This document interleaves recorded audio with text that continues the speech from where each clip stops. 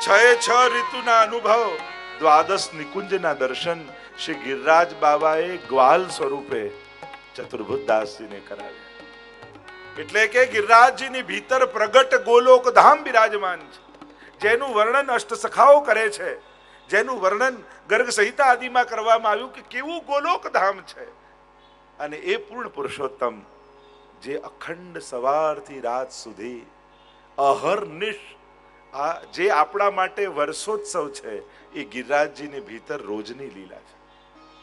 અને ત્યાં આ પ્રકારે છ ઋતુઓ સખી બની અને ઠાકોરજીની સેવા કરે છે. અને એટલા માટે પ્રભુની આ લીલાઓ નિત્ય છે. દાન માન ખેલ રાસ આપણા માટે જે વર્ષોત્સવની છે એ પ્રભુની નિત્યની લીલાઓમાં આવે છે. અને ગિરિરાજજીની ભીતર આ ચાલી રહ્યું છે. લલિત વ્રજ દેશ ગિરિરાજ રાજે અને ઘોષ સીમંતીની સંગ, આ ઘોષ એટલે વ્રજની આ ગોપીજનોની સાથે વિહરત સદા. અને ત્યાં આ પ્રકારનો મહારાસ ચાલી રહ્યો છે. આપણો જે સેવાક્રમ છે ને, એ સેવાક્રમ આખા રાસના જ અંતર્ગત છે. આ દાન ખેલ આ જેટલી જેટલી લીલાઓ છે રાસ લીલાને અંતર્ગત. આપણે રાસ લીલા એટલે કેવલ રાસ કરી એને જ માનીએ છીએ. ખરેખર એ તો એક લીલા છે. રસાનામ સમૂહો રાસ. રાસ કોને કહેવાય? જેમાં સમસ્ત લીલાઓના રસનો અનુભવ થાય એ લીલાને રાસ કહેવાય. એટલે તમે હોરી ખેલ કો, વિવાહ ખેલ કો, દાન કો, એટલે દાનના પદમાં આવે ને, અહો વિધના તોપે અચરા પસાર માંગું, અને છેલ્લે કહ્યું રસ રાસ કો વિલસવો. આ બધા રાસના જ અંગ છે. એટલે આપણા વર્ષોત્સવનો આખો સેવાક્રમ છે એ આખો રાસ લીલા જ છે. એટલે રાસ લીલાને કોઈ જુદો ગરબો કરીએ યા શરદની રાતના જે રાસ સજાવટ થાય એને જ રાસ નહીં માનવું. આ બધી જ લીલાઓ રાસ લીલાને અંતર્ગત માનવી. આમ ચતુર્ભુજ દાસજી પર ગ્વાલ સ્વરૂપે ગિરિરાજ બાબાએ કૃપા કરી. તો જે સ્વરૂપની ચર્ચા કરીએ, ગાયનું સ્વરૂપ, ગ્વાલનું સ્વરૂપ, રક્તજડિત સ્વરૂપ, કહ્યું કે ગિરિરાજ બાબાનું ભુજંગનું સ્વરૂપ, કે ઠાકોરજી જેમ ભુજંગના મસ્તક પર મણી હોય એમ ગિરિરાજજીના મસ્તક ઉપર શ્રીનાથજી રૂપ મણીનું પ્રાગટ્ય થયું. ગિરિરાજજીની ભીતર જ હતા અને એમાંથી શ્રીનાથજી બાબા પ્રગટ થયા. એની પણ ઘણી બધી ચર્ચાઓ છે, એનો વિસ્તાર નથી કરતા. અને સિંહનું સ્વરૂપ, અનેક ભાવ આપણે ત્યાં સિંહના પણ બતાવ્યા છે. અને એ સિંહ સ્વરૂપે ગઈકાલે પણ જે ચર્ચા કરી કે ભક્તો માટે અનુકૂળ છે અને જે અનધિકારી છે એને માટે ભયરૂપ છે, એવા સિંહ સ્વરૂપ શ્રી ગિરિરાજ બાબા છે. ગિરિરાજ બાબાની જે ચર્ચા આપણે કરી રહ્યા છીએ, પર્વત સ્વરૂપે, દેવ સ્વરૂપે જે ચર્ચા કરી કે વ્રજના દેવતા છે, અમારો દેવ ગોવર્ધન રાનો. દીવ ધાતુ પરથી દેવ શબ્દ બને, જે સ્વયં પ્રકાશિત હોય એ જ દેવતા છે. એટલે ગિરિરાજ બાબાને વ્રજના દેવતા માની એ દેવ તરીકેનું, એટલે જ ત્યાં દેવતા રૂપે છે, એટલે પૂજાનો ક્રમ છે. અહીંયા જે મુખારવિંદ આદિમાં બિરાજે છે, આપણે ત્યાં તો ભગવત મુખારવિંદ પણ એટલા માટે જ કહ્યું. અમુક તત્વોને પ્રભુના મુખારવિંદ માનીએ છીએ આપણે. બ્રાહ્મણનું મુખ એ ભગવાનનું મુખ કહેવાય, કે બ્રાહ્મણ ભોજન કરાવો તો ભગવાન પ્રસન્ન થાય, ભગવાન જમ્યા બરાબર કહેવાય. યજ્ઞકુંડ, અગ્નિકુંડ, જે યજ્ઞકુંડ કહેવાય ભગવાનનું મુખ કહેવાય. તો એ મુખરૂપ ગાયનું મુખ એ પણ ભગવાનનું મુખ કહેવાય, કે ગાયને ગૌગ્રાસ કાઢો તો ઠાકોરજી આરોગ્ય બરાબર છે. શ્રી મહાપ્રભુજી શ્રી કૃષ્ણાસ્ય ઠાકોરજીના મુખારવિંદ રૂપ કહેવાય છે. એ જ રીતે ગિરિરાજ બાબાનું મુખારવિંદ એ સાક્ષાત ઠાકોરજીનું મુખારવિંદ છે. એટલે કે જયારે મુખારવિંદ પર ભોગ ધરો છો ત્યારે સાક્ષાત ઠાકોરજી આરોગે છે. અને આખા બ્રજમાં મુખ ક્યાંક હોય, એમ તો આખા ગિરિરાજજીની જો ચર્ચા કરીએ તો આખા ગિરિરાજ બાબાના અંગ રૂપની ચર્ચા કરવામાં આવી છે. આપણા પુરાણોમાં અને ગ્રંથ સાહિત્યમાં કે આખો ગિરિરાજજીનો પરિક્રમાનો જે માર્ગ છે એને ગિરિરાજજીના અંગ, આખું ચિત્ર જો તમે કોઈ વ્યક્તિનું દોરો તો અહીંયા આખો ક્રમ જે શાસ્ત્રોમાં બતાવ્યો કે માનસી ગંગા એ ગિરિરાજ બાબાના નેત્ર છે, ચંદ્ર સરોવર એ નાસિકા છે, કૃષ્ણ કુંડ એ ઠોડીનો ભાગ છે, દાઢીનો ભાગ છે, ગોવિંદ કુંડ એ અધર છે, રાધા કુંડ એ જીવા છે, લલિતા કુંડ એ કપોલ છે, કુસુમ સરોવર એ કર્ણ છે, લલિતા કુંડ કુસુમ સરોવર એ કર્ણનો પ્રદેશ છે આખો, ગોપકુંડ એ કર્ણ છે, મુકુટનું ચિહ્ન એ ગિરિરાજજીનો મુગટ છે, વાજની શિલા એ કંઠ છે, પૂજની શિલા એ મુખરૂપ છે, અને ચિત્રશિલા એ મસ્તક છે, કંદુક તીર્થ એ કૂખ છે, ચીરઘાટ એ કમરનો ભાગ છે, દ્રોણ તીર્થ એ પીઠ રૂપ છે, કોકિલાવન એ ઉદર રૂપ છે, કદંબખંડી એ હૃદયનો પ્રદેશ છે ગિરિરાજ બાવાનો, ઐરાવત કુંડ એ મન છે, શૃંગારશિલા એ જીવાત્મા રૂપ છે, સુરભી ગાયના ચરણ એ પક્ષ રૂપ છે, ઐરાવતના જે ચરણ છે, ઐરાવતના ચિહ્ન ત્યાં જોવા મળશે, એ ગિરિરાજ બાવાના ચરણ છે, અને પૂંછડીનો ભાગ એ ગિરિરાજ બાવાની પૂંછડીનો અંગ છે. આમ આખું અંગરૂપ ગિરિરાજજીનું વર્ણન શાસ્ત્રોમાં આપવામાં આવ્યું કે આ એક એક સ્થાનો, એ સ્થાનો કોઈ જુદા તીર્થ નથી, ગિરિરાજજીના જ અંગ છે. એટલે કે જ્યારે તમે પરિક્રમા આમાં આ બધા ચિહ્નો ને આ બધા સ્થાનોને દંડવત કરતા જાઓ છો, ત્યારે સમગ્ર શ્રીઅંગ એ આ આખી પરિક્રમામાં ગિરિરાજજીને વંદન પહોંચે છે. જ્યારે એ ગિરિરાજજીમાં આવતા, કાલે બને તો આપણે આખી ગિરિરાજજીની પરિક્રમાના ભાવની ચર્ચા કરીશું કે ગિરિરાજજીની પરિક્રમામાં કયા કયા તીર્થો આવે, એનું કયું કયું મહાત્મ્ય છે. પણ કહેવાનો મારો અર્થ, આ જેટલા જેટલા ચિહ્નો અને સ્થાનો આવે છે એ ગિરિરાજજીથી જુદા નથી, ગિરિરાજજીના જ અંગરૂપ છે. એટલે કે 7 કોસ આદિની તમે પરિક્રમા કરો છો ત્યારે સમગ્ર ગિરિરાજજીના શ્રીઅંગનું વંદન અને સ્પર્શ કરવાનો આનંદ અથવા અનુભવ તમને મળે છે. આપણે મુખારવિંદ પર કરીએ તો મુખ છે, પણ આપણે ત્યાં તો સર્વાંગની સેવા છે. એટલા માટે પરિક્રમા કરવાનો ભાવ એ છે કે ગિરિરાજજીના સર્વાંગમાં સેવા પહોંચે. તો ગિરિરાજજી દેવતા રૂપ છે, એની ચર્ચા જે સ્વયં ઠાકોરજીએ પોતે આજ્ઞા કરી છે કે અમારો દેવ ગોવર્ધન નાનો, આપણે કોઈ અન્ય દેવની ઉપાસનાની આવશ્યકતા નથી. આપણે ત્યાં તો ક્રમમાં પણ એવું આવ્યું, અનેક અનેક પ્રસંગોમાં આવ્યું. જેમ એકવાર નંદ બાબા આદિને એમ થયું યશોદાજીને કે ચલો પ્રયાગમાં સ્નાન કરીને આવીએ. મધુવનની નાદીના ચરિત્રોમાં એવું આવે છે, તીર્થ મહાત્મ્યમાં વ્રજનું મહાત્મ્ય જ્યારે આપણે એક એક સ્થાનનું જોઈએ ત્યારે અનેક પ્રસંગો એવા આવતા હોય છે. તો મધુવનની આદિની લીલાઓમાં એમાં આવે છે કે જ્યારે નંદ બાબાને યશોદાજીને એમ થયું કે લાવો પ્રયાગમાં સ્નાન કરીને આવી, આટલું મોટું તીર્થ, અને બ્રજવાસીઓને લઈને ચાલ્યા, ચલો પ્રયાગ જઈએ. અને ઠાકોરજી પૂછ્યું ક્યાં જાઓ છો? તો કે પ્રયાગમાં સ્નાન કરવા માટે. અને લાલનને ગોદીમાં લઈને ચાલ્યા તો ખરા, ઠાકોરજીને થયું કે વ્રજમાં રહે છે ને પ્રયાગ જવું છે. અને જ્યાં રસ્તામાં જુએ તો એક કાળો ગર્ધબ રજમાં આળોટી રહ્યો છે, અને જ્યાં આળોટ્યો વ્રજમાં શ્વેત બની ગયો. આશ્ચર્ય થયું, અને લાલન એ જોઈ જોઈને ખળખળાટ હસવા લાગ્યા. બાબાએ પૂછ્યું, લાલા તું હસ ક્યો રહ્યો? ના કશું નહીં બાબા. અરે ક્યો હસ રહ્યો? હસે છે કેમ? બતાવો. અને આશ્ચર્ય વાત તું કે આ ગર્ધબને જોઈને તું હસે, અને આશ્ચર્ય થયું કે કાળો ગર્ધબ હતો અને વ્રજરજમાં આળોટ્યો ને શ્વેત થઈ ગયો. આ થયું શું? ત્યારે ઠાકોરજીએ કહ્યું કે બાબા, તમે જે પ્રયાગ જઈ રહ્યા છો ને એ પ્રયાગ જ ગર્ધબ બનીને અહીં આવ્યો હતો. લોકો સ્નાન કરી કરી પોતાના પાપ પધરાવી ગયા એટલે કાળો થઈ ગયો, પણ વ્રજરજમાં આળોટી બધા પાપોમાંથી મુક્ત થઈ ગયો એટલે શ્વેત બની ગયો છે. બાબાએ હાથ જોડીને કહ્યું, પ્રયાગ જો અહીંયા વ્રજમાં આળોટવા આવતો હોય તો અમે ત્યાં જઈને શું કરીએ? વ્રજરજમાં ના આળોટી લઈએ. અને બધા વ્રજવાસી વ્રજરજમાં આળોટી ગયા. એવા અનેક પ્રસંગો વ્રજના મહાત્મ્યમાં અનેક આવા પ્રસંગો આવે છે કે વ્રજમાં સમસ્ત તીર્થો, વ્રજયાત્રા કરો તો તમને બદ્રીનાથે મળે, કેદારનાથે મળે, યમનોત્રી મળે, ગંગોત્રી મળે, યા રામેશ્વર, દક્ષિણથી લઈને ઉત્તર સુધી, પૂર્વથી લઈને પશ્ચિમ સુધી, અહીંયા દ્વારિકાથી લઈને જગન્નાથ સુધી, ભારત વર્ષના જેટલા તીર્થો છે એ બધા જ તીર્થો વ્રજમાં વાસ કરે છે. એટલે જ્યારે તમે વ્રજ પરિક્રમા, લીલી પરિક્રમા કરો છો ત્યારે કેવલ વ્રજની પરિક્રમા નથી થતી, સમસ્ત ભારતના સકલ તીર્થોની પરિક્રમા થઈ જાય. બધા જ તીર્થોનો અહીંયા વાસ છે. સમસ્ત 33 કોટી દેવતાઓનો વાસ અહીંયા છે. અને વ્રજયાત્રાનો નિયમ છે એમ તમે કોઈ દેવતાઓના મંદિરે ન જતા હો, જ્યારે પણ વ્રજયાત્રા કરતા હો ત્યારે જ્યાં જે દેવતાઓ આવે એમને વંદન કરવામાં આવે, જે પ્રાચીન ન હોય. પછી કોઈ બનાવી લીધા હોય જુદા જુદા નવા, એ જુદી વાત છે. પણ જે પ્રાચીન ક્રમ આવે છે ત્યાં દેવતાઓને પણ વંદન થાય છે. કેમ? તો કે કોઈ અન્યાશ્રય ના થાય કે ના, અહીંયા બધા જ દેવતાઓ દેવતા બનીને નથી, ભક્તો બનીને નિવાસ કરે છે. અહીંયા જેટલા દેવતાઓ છે બધા પ્રભુના ભક્ત બનીને નિવાસ કરે છે. એટલે કોઈ ભક્ત બેઠો હોય એને જય શ્રી કૃષ્ણ કર્યા વગર આગળ નીકળી જાઓ ને તો એ પણ અપરાધ છે. આપણા વૈષ્ણવતાનો એક વિવેક છે. યાત્રા કરવા નીકળ્યા હોય ને કોઈ વૈષ્ણવ મળે અને મુખ ફેરવીને નહીં નીકળવું, બને તો એને ભગવત સ્મરણ કરીને આગળ જવું.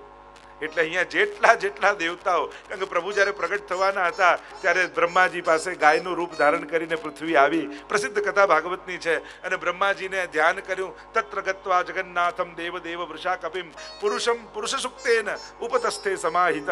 અને ત્યાં પરમાત્મા પ્રસન્ન થયા, પુરુષ સુક્તને શ્રવણ કરી ધ્યાનમાં આવ્યા અને બ્રહ્માજીને કહ્યું કે દેવતાઓને કહો કે જુદા જુદા રૂપ ધારણ કરીને બ્રજમાં જાય, હું આવું છું. અને ત્યારે જ સકલ દેવતાઓ, કોઈ ગાયનું રૂપ લીધું, કોઈ વૃક્ષનું રૂપ લીધું, કોઈ તૃણ બન્યું, કોઈ પાષાણ બન્યું, એવા જુદા જુદા રૂપ ધારણ કરી અને આ બધા જ દેવતાઓ વ્રજમાં આવીને વાસ કરે. અને આમ સકલ દેવતાઓનો વાસ વ્રજમાં છે. તો દેવ અહીંયા ગિરિરાજ બાબા દેવતા રૂપે બિરાજમાન છે. ત્રીજું ગિરિરાજ બાબાનું સ્વરૂપ એ ભગવદીનું સ્વરૂપ છે. ગિરિરાજજીના ચારે સ્વરૂપની ચર્ચા, પર્વત સ્વરૂપ, દેવતા સ્વરૂપ, ત્રીજું સ્વરૂપ એ ભગવદીનું સ્વરૂપ છે. અને આ સ્વરૂપનો પરિચય એક ભગવદી જ કરાવી શકે. જો ભગવદીઓનો પરિચય ભગવદીથી થાય. લૌકિક અને આસુરી લોકોને તો બધાના ભાવ દંભ જેવા લાગતા, આ તો નાટક કરે છે, આને ક્યાં ભાવ છે, આ તો ભાવલા વેડા કરે છે. પણ ભગવદીઓને મળવાનો જે આનંદ છે, વ્રજની મહત્તા, વ્રજયાત્રાની મહત્તા એવી જ છે. વ્રજયાત્રામાં અહીંયા એટલે જ આપણે ત્યાં પુષ્ટિ માર્ગમાં એકલતા નથી, એકાંત બહુ નથી, યુથ છે. તમે જુઓ ને તો દરેકની મંડળી, ગ્વાલ મંડળી હોય, ગોપીઓની મંડળી હોય, કીર્તન મંડળી હોય, ફૂલ મંડળી હોય, બધાના મંડળ હોય. અને એકલા ગોપી ન જાય. ચાલો સખી કરીએ યમુનાના પાન, એરી સખી, ચાલ સખી, દરેકમાં જોજો દોડ પણ શરૂ થાય ને તો પેલા સખી પહેલા યાદ આવે. અને આ વૈષ્ણવની આદત જ હોય, એમને એકલા ગમે જ નહીં, કોઈ એકાદ વૈષ્ણવ સખી જોઈએ. આ વૈષ્ણવ જોજો એકલા ક્યાંય હવેલી પણ જતા હોય ને, ચાલ ને મારી સાથે ચાલ ને. જ્યાં ધ્યાન માર્ગ હોય ને ત્યાં એકાંત હોય, જ્યાં રસ માર્ગ હોય ત્યાં યુથ હોય. અહીંયા તો ઉત્સવ છે ને, ઉત્સવમાં યુથ હોય. અરે ગોપીઓ તો વિરહ પણ ભેગા મળીને કરે છે. જયારે ઠાકોરજી અંતર ધ્યાન થઈ ગયા ત્યારે એકલી ગોપીઓ નથી, એ પણ 19 પ્રકારના યુથ. મહાપ્રભુ સમજાય ને ગોપી ગીતના 19 શ્લોકો એ કોઈ એક ગોપીએ નથી ગાયા, એક યુથે ગાયા છે. 19 પ્રકારના ગોપીજનોના યુથ છે અને ભેગી મળીને પોકાર કરે છે. અહીંયા તો કૃપા સમભાવની છે. જે તદ ભાવના યુથો છે કે સાથે મળી, કારણ કે સેવા એકલા પહોંચી ન શકાય. અહીંયા તો સજાવટ છે, શિંગાર છે, સામગ્રી છે, એટલે યુથ હોય તો જ થાય. એટલે જ આપણે ત્યાં પરિવાર સાથે, મહાપ્રભુજી કહ્યું ને, ગૃહે સ્થિત્વા સધર્મત. ગૃહે સ્થિત્વા એટલે 4 દિવાલોની વચ્ચે રહીને, એમ કહ્યું. ગ્રહસ્થાશ્રમે, ગ્રહસ્થાશ્રમમાં રહીને. લોકોએ ગ્રહ શબ્દ પકડી લીધો એટલે ઘર ઘર ઘર ઘર. ઘર કોઈ 4 દિવાલમાં રહેવાની વાત નથી, ગ્રહસ્થી બનીને. કારણ કે સંન્યાસ લઈને ભગવત સેવા પુષ્ટિ માર્ગીય ન થઈ શકે. એને પોતાને જો ભિક્ષા માંગવા જવી પડતી હોય તો ક્યારે લાવે ને ક્યારે ભોગ ધરે ઠાકોરજી. આપણો માર્ગ એ ગ્રહસ્થાશ્રમીનો માર્ગ છે. હા, વિરહનો એવો ઉત્કટ અવસ્થા આવી જાય કે પ્રભુ વગર ન રહી શકાય ને ત્યારે સંન્યાસ નિર્ણયમાં મહાપ્રભુજી સમજાવે છે કે એવા સમયે વિરહ અવસ્થામાં ઠીક છે, બાકી ગ્રહસ્થાશ્રમ જ શ્રેષ્ઠ છે. કારણ કે આપણો માર્ગ, કોઈ માલાજી બનાવે, કોઈ સામગ્રી બનાવે, કોઈ હવે એકલા સેવા કરવાનું આવે તો જો કેવા ટાઈમ પર સેવા થાય છે. સમય સચવાય જ નહીં જો એકલા કર. જો સામગ્રી તમારે કરવાના હોય, શિંગારે તમારે કરવાના હોય, માળાજી પણ તમારે કરવાની, વસ્તુ પણ બજારથી તમારે લાવવાની હોય, કમાવા પણ તમારે જવાનું હોય, તો પછી જે લાડ લડાવો છે એવું બધું ન થઈ શકે. અને એટલા માટે જે સેવામાં નથી આવતા પણ તમારા સેવા માટેની સુવિધા કરી આપે છે ને, એની પણ સેવા તમારા હાથે તો પહોંચે જ છે. કારણ કે એ કમાવા જાય છે, વ્યસ્ત થાય છે, કાર્ય કરે છે, ધન લાવે છે, વસ્તુ લઈ આવે છે, એટલે સેવામાં સહાયક તો છે જ. એટલે હવે એવી ફરિયાદ કરતા નહીં કે આ આવતા નથી, એ જાય છે એટલે તમે કરી શકો છો. એમની પણ સેવા, પણ એનો અર્થ ભાઈઓ છૂટ ન લઈ લેતા, તાળી વગાડવાની જરૂર નથી, જવું તો જોઈએ જ. રવિવારે તો રજા હોય ને ત્યારે તો એમ નક્કી કરવાનું કે આજે જારીજી તો ભરીશું. આવું બધું કહીએ ને એટલે ભાઈઓને બહુ ગમે કે જો અમને કેવી છૂટ મળી ગઈ. પણ જો આપણા હાથે જો આપણા બદલે કોઈ ભોજન કરી જાય તો ચાલે? એ તો આપણે જ ખાઈએ ત્યારે જ આનંદ આવે ને. એમ સેવા પણ આપણા બદલે કોઈ કરે. હા, આપણે લૌકિકમાં યા વ્યવસ્થામાં, લૌકિકમાં તો નહીં કહીએ, પણ સેવાની વ્યવસ્થા માટે વ્યસ્ત રહેતા હોઈએ, આ બધા કાર્યો કરીએ. વૈષ્ણવના તો પ્રત્યેક કાર્ય પ્રભુ નિમિત્તે જ હોય. દુકાને પણ જાઓ, જોબ પર જાઓ, કે ઠાકોરજી માટે કમાઈને લાવીશ અને મારા ભગવદી વૈષ્ણવ ઘરમાં છે. સંસારના સગા તો છે પણ વૈષ્ણવ પણ છે. એ બધા સુખેથી આનંદથી રહે એની વ્યવસ્થાની જવાબદારી મારી છે. ચલો હું વ્યસ્ત છું, પણ એ લોકોને તો એવી બધી સુવિધા કરી આપું કે આનંદથી ભગવત સેવા કરી છે. એટલે તમારે કહેવું કે ઠાકોરજીમાં કોઈ કચાશ કરતા નહીં, હું વધારે મહેનત કરીશ, પણ ઠાકોરજીમાં બાંધછોડ ના કરતા. જે ઉત્તમમાં ઉત્તમ પ્રભુને અંગીકાર કરાવી શકો ને કરાવજો. હું 2 કલાક વધારે કામ કરીશ, પણ આપણા ઠાકોરજીને શ્રમ ન પડવો જોઈએ. એ આનંદમાં બિરાજવા જોઈએ. આવા ભાવથી કરેલો ઓવર ટાઈમ પણ એ ઓવર ટાઈમ નથી, એ સાચા અર્થમાં ઠાકોરજીની સેવાનો જ સમય છે. કારણ કે તમે પ્રભુ માટે કાર્ય કરો છો. અને આમ જે ચર્ચા આપણે મૂળ એ વાત પર આવી, તો ભગવદીનું સ્વરૂપ ગિરિરાજજીનું છે. ત્રીજું સ્વરૂપ એ સાક્ષાત એના જેવું કોઈ ભગવદી નથી. અને એટલા માટે ઠાકોરજીએ ગિરિરાજજીનો પરિચય કરાવ્યો ભાગવતજીમાં. એના પહેલા ગોપીજનોએ ઠાકોરજીનો પરિચય કરાવ્યો વેણુ ગીતમાં. ઠાકોરજી વનમાં પધારે અને ગાયો ને ગોપોને લઈને વેણુનાદ કરતા કરતા જ્યારે ગૌચારણ કરતા હોય પ્રભુ વૃંદાવનમાં, ત્યારે 2 શક્તિ ગોપીઓને આપતા જાય, દૂરદર્શન અને દૂરશ્રવણ. ગૃહ કાર્યથી નિવૃત્ત થયેલી ગોપીઓ બપોરના સમયે ગૃહે ગૃહે ગોપ વધુ કદંબા સર્વે મિલિત્વા સમબાપ્ય યોગમ પુણ્યાની નામાની પઠંતી નિત્યમ. ભેગી મળે અને ઠાકોરજી વનમાં જે લીલા કરતા હોય એ ગોપીઓને અહીંયા દેખાય, અને જેને દેખાય ને એ ગાય. કારણ કે સમભાવ વાળા ગોપીજનો છે ને, અનુભવ છુપાવીને નથી રાખતા. જો ક્યાંક 2 જગ્યા હોય, ઘણા એવા વ્યક્તિ મળે કે જ્યાં આપણા હૃદયની વાત કહેવાય નહીં તો રસ ઢોળાઈ જાય, પ્રગટ કીએ રસ જાય, એવા હોય. અને ક્યાંક એવા સ્વભાવ અને સંભાવ વાળા ગોપીજનો મળે કે વૈષ્ણવ મળે, ત્યાં ભાવ પ્રગટ કરવાથી ભાવમાં અભિવૃદ્ધિ થાય. અરે તને આવો અનુભવ થયો, તારા પર ઠાકોરજીની કેવી કૃપા છે. મને પણ આવો અનુભવ. તમે તમારો ભાવ કહો તો પેલા ભગવદી પણ પોતાનો ભાવ કે. આપણે ત્યાં તો વાર્તા સાહિત્યનો પ્રસંગ આવે છે ને, પેલા 2 વૈષ્ણવ કુવાની પાર પર મળ્યા અને એવો સત્સંગ ચાલ્યો કે હાડકા સુદ્ધા ત્યાં પડી રહ્યા, એમાં છિદ્રો પડી ગયા કે સત્સંગ તો ત્યાં સુધી પ્રવેશી ગયો. તો 2 પ્રકારના ભક્તો મળતા હોય, બધે કહેવાય નહીં, અને ઉત્તમ ભગવદી મળે તો છુપાવાય નહીં, ત્યાં તો કહી જ દેવાય. ઘણી જગ્યા એવી હોય જ્યાં ભાવ પ્રગટ કરવાથી ભાવ વધતો હોય, અને ઘણી જગ્યા એવી હોય જ્યાં ભાવ પ્રગટ કરવાથી ભાવનો નાશ થતો હોય. એટલા માટે એ વિવેક હોવો જોઈએ કે ક્યાં આપણા હૃદયની વાત કહેવી, ગમે ત્યાં કહેવી નહીં, અને યોગ્ય મળે તો ત્યાં છુપાવવી નહીં, ત્યાં ભાવને પ્રગટ કરવા. ગોપીઓ પોતાના નિજ અનુભવને, કારણ કે જ્યારે પ્રભુના દર્શન કર્યા વ્રજમાં જતા, બરહા પીડમ નટવર બપુઃ કર્ણયો કર્ણિકારમ બિભ્રદ્વાંસ કનક કપીશમ વૈજયંતીમ ચ માલામ રંદ્રાન વેણો રધર સુદયા પૂરયન ગોપ વૃંદય. અને ત્યાં પ્રભુના આ દર્શન કર્યા ને તો સ્વરૂપામૃતનું પાન કરવા લાગી ગોપી. એટલે ગાઈ ન શકી, એટલે સુખદેવજીએ વર્ણન કરવું પડે. સુકવ્વાચ આવે છે વેણુ ગીતમાં પ્રારંભમાં. કારણ કે ગોપીઓ અનુભવ કરે છે પણ અભિવ્યક્ત નથી કરી શકતી. કારણ કે રસનું પાન કરતા હોય ત્યારે ગાન ન થાય. એટલે જો અષ્ટ સખાના 2 સ્વરૂપો આપણે ત્યાં કહીએ છીએ, જે આ વિશાલ સખા અને આ સખી. દરેક ભગવદીઓના એક સખી સ્વરૂપ. 3 જન્મની વાર્તા જુઓ, સખાની વાર્તા જુઓ, દરેકનું સખા રૂપ પણ છે લીલામાં અને સખી સ્વરૂપ પણ છે. કારણ કે દિવસના સમયે સખાઓ જોડે છે, એટલે સ્વરૂપામૃત સાથે હોય અને અમૃતનું પાન કરતા હોઈએ, તો પાન કરતા હોઈએ ત્યારે ગાન ન થઈ શકે.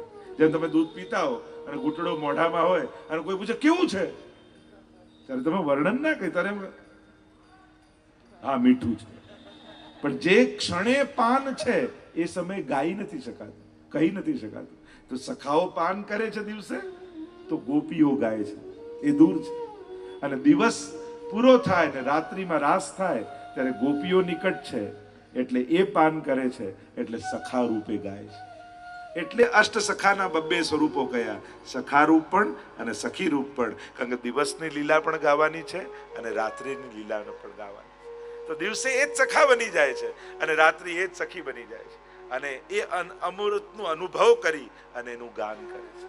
તો દિવસે સખાઓ સાથે છે એટલે નથી ગાતા, પણ ગોપીઓ દૂર છે એટલે દૂર અનુભવ કરી રહી છે ત્યારે ગાઈ ન શકે એટલે સુખદેવજી વર્ણન કર્યું. અને જ્યારે ભાન આવ્યું એટલે ગોપીઓએ 13 શ્લોકમાં વેણુ ગીત ગાયું. અને વેણુ ગીતમાં અદ્ભુત ચર્ચાઓ છે.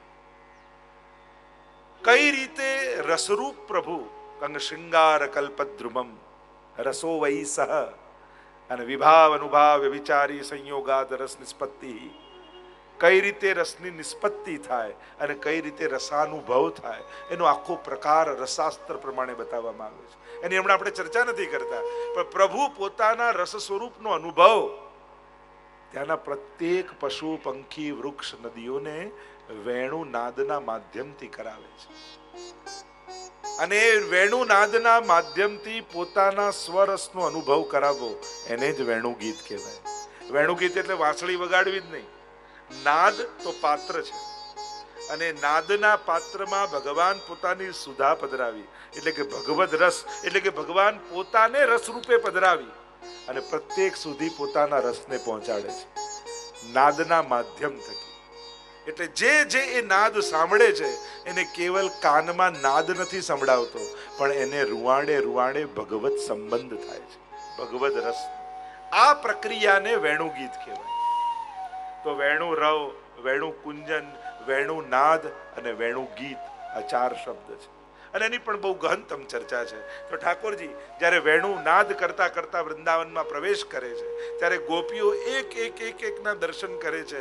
અરે આ વાંસળીને તો જુઓ, અરે આ હરણીઓને તો જુઓ, આ કેવી ધન્યા સ્વમૂઢ મતયોપી હરિણ્ય એતા યા નંદ નંદન ઉપાત વિચિત્ર વેશમ આકર્ણ વેણુ રણિતમ સહ કૃષ્ણ સારા. જુઓ ને, નેત્રોથી ઠાકોરજીનું પૂજન કરતા હોય એવું લાગે. અરે આ ગાયોને તો જુઓ, ગાવશ્ચ કૃષ્ણ મુખ નિર્ગત વેણુ ગીત પિયુષ મુક્ત ભીત કર્ણ પુટઈ પીબંત્ય, કાન ઊંચા કરીને પ્રભુના નાદનું પાન કરી રહી છે. અરે આ નદીઓ, આ પક્ષીઓને તો જુઓ કેવી છે. આ પક્ષીઓ પોતા પ્રાયો બતામ વિહિગા મુનયો વનેસ્મિન કૃષ્ણે ક્ષણાસ્તદુદીતમ કલવેણુ ગીતમ આરુહ્ય યે ધ્રુમભુજાન રુચિર પ્રબાલાન શૃણવંતિ મિલિતદશો વિગતાન્યવાચ. પોતાની ચંચળતા છોડી કેવા પ્રભુના ભગવદ રસનું પાન કરી રહ્યા છે. આ નદીઓને તો જુઓ, નદ્યસ્તદા તદુપધાર્ય મુકુંદ ગીતમ આવર્ત લક્ષિત મનોભવ ભગ્ન વેગા. પોતાની ભુજાઓ રૂપી લહેરોને આગળ ફેલાવી ફેલાવી ઠાકોરજીના ચરણ પકડવાની કોશિશ કરે છે. અરે આ પુલિંદ જીવોને તો જુઓ, ગિરાજીની તરેટીમાં રહે છે પણ પૂર્ણા પુલિંદ ઉરુગાય પદાબ્જ રાગ શ્રી કુમકુમેન દૈતાસ્તન એમ બધાનું વર્ણન કરતા કરતા કરતા ગોપીઓની દ્રષ્ટિ હવે ગિરિરાજ બાબા ઉપર કે આ વેણુ નાદનો પ્રભાવ આમની ઉપર શું થઈ રહ્યો છે. અરે અત્યાર સુધી તો અમે એમને પર્વત માનતા હતા, પણ હંતાય મદ્રિર્બલા હરિદાસ વર્યો એ અવલા એ હંત આ કોઈ પર્વત નથી. હંતાય મદ્રિર્બલા આ અદ્રી આ પર્વત એ કેવલ પર્વત નથી, હરિદાસ વર્યો આ તો પરમ ભગવદી છે. આ જેટલા ભગવદીઓને અમે વર્ણન કર્યા આ બધા ભક્તોમાં શિરમોર કોઈ હોય તે ગિરિરાજ બાબા. શ્રી પ્રભુને પ્યારા શ્રી યમુનાજીના લાડીલા એવા રસિક સત્સંગી વૈષ્ણવોને જે શ્રીના આ વચનામૃત ગમ્યા હોય તો આ વિડીયોને લાઈક કરજો, શેર કરજો અને કમેન્ટ બોક્સમાં જય શ્રી કૃષ્ણ જરૂર લખજો. અને અમારી ચેનલ શ્રી વલ્લભ સત્સંગને સબસ્ક્રાઇબ કરવાનું ભૂલશો નહીં. સર્વે વહાલા વૈષ્ણવોને ભાવથી જય શ્રી કૃષ્ણ.